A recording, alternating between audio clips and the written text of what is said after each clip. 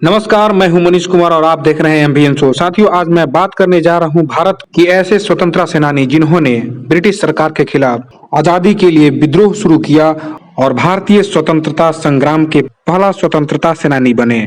तो चलिए विस्तार से उनके बारे में जानते हैं। अगर आप इस चैनल पर नए हैं तो चैनल को सब्सक्राइब कर लें और वीडियो को लाइक करें, शेयर करें, कमेंट करें। भारत के इतिहास में कई क्रांतियां हुई जो कि भारत के मूल निवासियों द्वारा भी लड़ी गई। भारत के अंग्रेजी हुकूमत के खिलाफ कई भारतीयों ने आवाज उठाई थी, जिसका वर्णन इतिहास के पन्नों में मौजूद है। हमें स्कूल से लेकर कॉलेज तक पढ़ाया गया कि भारत का पहला स्वतंत्रता संग्राम 1857 में मंगल पांडे ने शुरुआत किया था, जो भारत के इतिहास के पन्नों में मौजूद है। पर जब हम आदिवासी और मूल निवासियों का इतिहास को देखते हैं तो पाते हैं यह विद्रोह 1771 में ही तिलका मांझी ने शुरू कर दिया था। तिलका मांझी का जन्म 11 फरवरी 1750 को बिहार के सुल्तानगंज में तिलकपुर नामक गांव में एक संथाल परिवार में हुआ था। इनके पिता का नाम सुंदरा मुर्मू था। तिलका मांझी को जबरा पहाड़ी के नाम से भी जाना जाता था। बचपन से ही तिलका मांझी जंगली सभ्यता की छाया में धनुष वार चलाते और जंगली जानवरों का शिकार करते, कसरत कुश्ती करना, बड़े बड़े पेड़ों पर चढ़ना उतरना, भयानक जानवरों का शिकार करना रोजमर्रा काम था। जंगली जीवन ने उन्हें निडर और वीर बना दिया था। किशोर जीवन से ही उन्होंने अपने परिवार और लोगों का जाति हिंसा का शिकार होते हुए देखा था और अंग्रेजी सत्ता का अत्याचार देख उनका गुस्सा और बढ़ता और पलता रहा। वैसे उनका वास्तविक नाम जबरा पहाड़ी ही था। तिलका मांझी नाम तो ब्रिटिश सरकार ने दिया था। पहाड़ी भाषा में तिलका का अर्थ है गुस्सैल और लाल लाल आंखों वाला व्यक्ति। साथ ही ग्राम प्रधान थे और पहाड़िया समुदाय में ग्राम प्रधान को माझी कहकर पुकारने की प्रथा है। अब तक हमने जो इतिहास की पुस्तकें पढ़ी हैं, उनके अनुसार सन 1857 में तत्कालीन ब्रिटिश सरकार के गवर्नर लॉर्ड डलहौजी ने भारत में अपने हुकूमत को बढ़ाने के लिए डॉक्ट्रिन ऑफ लैप्स की नीति को अपनाया। इस नीति के अनुसार वह राज्य जिनका कोई वंश उत्तराधिकारी नहीं था, वह अपने शासन करने के अधिकार को खो देते थे। साथ ही उत्तराधिकारी को गोद लेने पर भी पाबंदी थी। इस नियम की वजह से ब्रिटिश सरकार ने भारत की कई रियासतों जिसमें सतारा, झांसी, नागपुर, अवध और उदयपुर को अपने अधीन ले लिया। यह सब देख अब कई प्रांतों ने ब्रिटिश हुकूमत के खिलाफ विद्रोह शुरू कर दिया। उसी समय मंगल पांडे नाम के ब्रिटिश सेनानी ने ब्राह्मण होने की वजह से गाय और सुअर की चर्बी से बने कारतूस का विरोध किया और ईस्ट इंडिया कंपनी के खिलाफ बगावत कर दी। इस तरह 1857 में कंपनी शासन के खिलाफ लड़ाई की शुरुआत हुई, जिसे भारत का पहला स्वतंत्रता संग्राम कहा गया।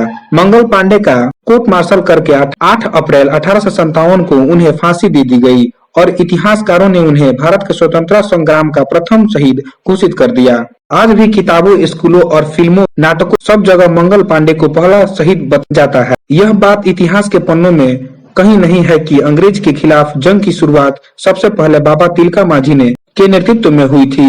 मंगल पांडे के जन्म से 90 साल पहले ही सन 1770 में तिलका मांझी ने बनैचारी जोर नामक स्थान से अंग्रेजों के विरुद्ध विद्रोह शुरू कर दिया। उन्होंने हमेशा से ही अपने जंगलों को लूटते और अपने लोगों पर अत्याचार होते हुए देखा था। गरीब आदिवासी की भूमि, खेती, जंगली वृक्षों पर अंग्रेजी शासकों ने कब्जा कर रखा था। आदिवासियों और पहाड़ी सरदारों की लड़ाई अक्सर अंग्रेजी सत्ता से रहती थी, लेकिन पहाड़ी जमींदार अंग्रेजी सत्ता का साथ देता था। धीरे धीरे इसके खिलाफ बहुजन नायक रहे बाबा तिलका मांझी ने आवाज उठाना शुरू किया। उन्होंने अन्याय और गुलामी के खिलाफ जंग छेड़ी। तिलका मांझी जाति और धर्म से ऊपर उठकर लोगों को राष्ट्र के लिए एकत्रित होने का आह्वान करते थे। साल 1770 में भयानक अकाल पड़ा तो तिलका मांझी ने अंग्रेजी शासन का खजाना लूटकर आम गरीब लोगों में बांट दिया। उनके इस नेक कार्य और विद्रोह की आवाज से और भी आदिवासी उनसे जुड़ गए। जंगल, तराई तथा गंगा, ब्रह्मी आदि नदियों की घाटियों में तिलका मांझी अपनी सेना लेकर अंग्रेजी सरकार के सैनिक अफसरों के साथ लगातार संघर्ष करते करते मुंगेर, भागलपुर, संथाल परगना के पर्वतीय इलाकों में छिप छिप कर लड़ाइयां लड़ते रहे। उन्होंने वीरता के साथ 13 जनवरी 1784 में ताड़ के पेड़ पर चढ़कर घोड़े पर सवार कलेक्टर अगस्टस क्लीवलैंड को अपने विष भरे तीर से निशाना बनाया और मार गिराया। अंग्रेज कलेक्टर की मौत से ब्रिटिश सेना में आतंक मच गया। उन्होंने सपने में भी नहीं सोचा था कि जंगलों में रहने वाला कोई आम सा आदिवासी ऐसी हिमाकत कर सकता है। तिलका मांझी और उनके साथियों के लिए यह एक बड़ी कामयाबी थी। अंग्रेजी सेना ने एड़ी चोटी कर जोर लगा दिया, लेकिन वह तिलका माझी को नहीं पकड़ पाए। ऐसे में उन्होंने अपने सबसे पुरानी नीति फूट डालो और राज करो से काम लिया। ब्रिटिश हुक्मरानों ने उनके अपने समुदाय के लोगों को भड़काना और ललचाना शुरू कर दिया। उनका यह फरेब रंग लाया और तिलका माझी के समुदाय से ही एक गद्दार ने उनके बारे में सूचना अंग्रेजों तक पहुंचाई। जब तिलका माझी और उनके साथी इस जीत का जश्न मना रहे थे, तब रात के अंधेरे में अंग्रेजों की सेना ने उन पर हमला बोल दिया, लेकिन किसी तरह तिलका माझी बचकर निकले और उन्होंने राजमहल की पहाड़ियों में शरण लेकर अंग्रेजों के खिलाफ छापेमारी जारी रखी। अंग्रेजों ने पहाड़ों की घेराबंदी करके तिलका माझी तक पहुंचने वाली तमाम सहायता रोक दी।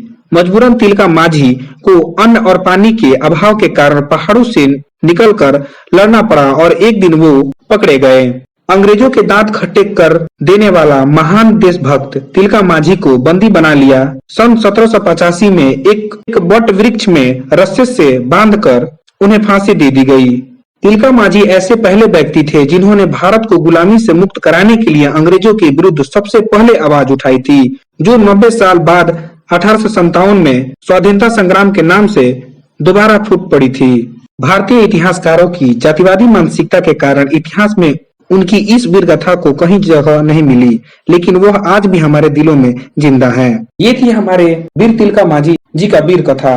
अगर आपको ये वीडियो पसंद आई हो तो इस चैनल को सब्सक्राइब कर ले और इस वीडियो को लाइक करना, शेयर करना, कमेंट करना ना भूले। धन्यवाद। मिलते हैं अगले वीडियो में।